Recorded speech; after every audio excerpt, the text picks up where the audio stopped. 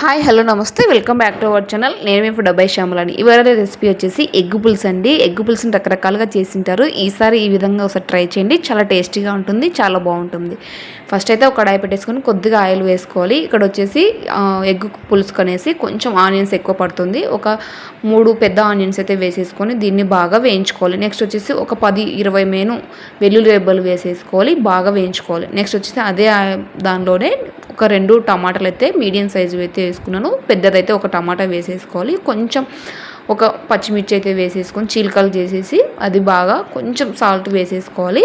వీటి మగ్గడం కోసం కొంచెం స్పైసెస్, మిరియాలు, లవంగాలు, యాలుకలు, కొంచెం చెక్క వేసేసుకొని బాగా ఆయిల్లో బాగా వేగనిచ్చుకోవాలి. ఇది వేగాక పూర్తిగా చల్లారవాలి. ఈ మొత్తం చల్లారాక దీన్ని మొత్తం పేస్ట్ చేసుకోవాలి. ఈ యొక్క మసాలాతోనే మీకు ఇక్కడ కావాలనుకుంటే జీడిపప్పు కూడా వేసుకోవచ్చు, చాలా బాగుంటుంది కమ్మగా. నెక్స్ట్ వచ్చేసి కొంచెం ఒక స్పూన్ అల్లం వెల్లుల్లి పేస్టు, కొంచెం ధనియా పౌడర్, మీకు ఒకవేళ పౌడర్ లేకుంటే ధనియాలు కూడా మసాలాలో వేయించుకున్నప్పుడు వేసుకోవచ్చు. నెక్స్ట్ వచ్చేసి కొంచెం స్పైసీ కోసం కారము, ఆల్రెడీ పచ్చిమిర్చి వేసాము, స్పైసెస్ కూడా వేసాం కాబట్టి చూసి యాడ్ చేసుకోండి కారంని. నెక్స్ట్ కొంచెం పసుపు వేసి కొద్దిగా జీలకర్ర, టేస్ట్ దగ్గర సాల్ట్ యాడ్ చేసేసుకొని దీన్ని మొత్తం బాగా పేస్ట్ చేసుకోవాలి. ఇక్కడైతే మెయిన్ మీకు పులుపు ఎక్కువ కావాలనుకుంటే కొంచెం చింతపండు రసం కూడా పిండుకోవచ్చు. నాకైతే పులుపు ఇష్టం కాబట్టి కొంచెం చింతపండు గుజ్జును వేసేసుకొని దీన్ని మిక్సీ పట్టుకున్నాను. మీకు పులుపు ఇష్టం లేదనుకుంటే స్కిప్ చేయొచ్చు. టమాటానే కొంచెం ఎక్కువగా వేసుకుంటే సరిపోతుంది. ఈ ఎగ్ పులుసు అనేది చాలా టేస్టీగా ఉంటుంది. మొత్తం దీన్ని బాగా పేస్ట్ చేసుకోవాలి. పేస్ట్ చేసేసుకొని కొద్దిగా వాటర్ వేసేసుకొని దీన్ని ఫైన్ పేస్ట్గా చేసేసుకోవాలి. ఇలా పేస్ట్ చేసుకోవడం వల్ల మనకి గ్రేవీ అనేది చిక్కదనం మనకి ఎంతైతే కావాలంటే అంత బాగుంటుంది. చపాతీల్లోకైనా రైస్లోకైనా చాలా బాగుంటుంది. అదే కడాయిలోనే కొద్దిగా ఆయిల్ వేసుకొని ముందుగానే నేను ఎగ్స్ని అయితే ఉడకపెట్టుకున్నాను. ఎగ్స్ని అయితే పక్కకు పెట్టేసుకున్నాను.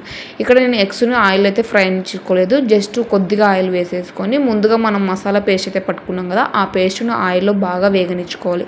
ఇక్కడ వచ్చేసి మనం ముందుగా అన్ని వేగాయిగా ఉన్నాయి టమాటాలు, ఉల్లిగడ్డలు, కొంచెం అల్లం వెల్లుల్లి పేస్టు, అది పచ్చివాసన పోవడం కోసం కొంచెం వేయించుకోవాలి.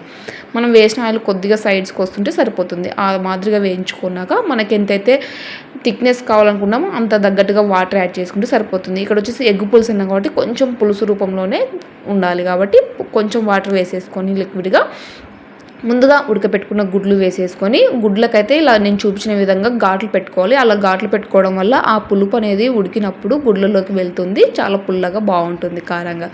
గుడ్స్ అనేటివి మళ్ళీ మనం పెన్నంలో వేయించుకోలేదు కాబట్టి నూనెలో ఇలా వేసుకున్నాం అనుకో పులుపు అనేది ఎగ్స్కు బాగా పడుతుంది ఈవెన్గా. నెక్స్ట్ వచ్చేసి ఫైనల్గా కొంచెం పైన కరివేపాకు, కొంచెం ఒక స్పూను కస్తూరి మేతి చేతులతోని క్రష్ చేసుకొని వేసుకుంటే సరిపోతుంది. ఫ్లేవర్ని ఇస్తుందండి, చాలా బాగుంటుంది. ఫైనల్గా వేసుకోవాలి.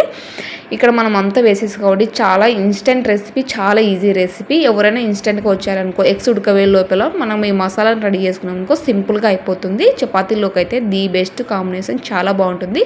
జొన్న రొట్టెలకైనా చాలా బాగుంటుంది. ఫైనల్గా కొంచెం కొత్తిమీర వేసేసుకుంటే సరిపోతుంది. ఈ రెసిపీ నచ్చితే ఒక లైక్ చేయండి. అలాగే ట్రై చేసి మీకు రుచులను తప్పకుండా ఫీడ్బ్యాక్ కామెంట్ చేయండి.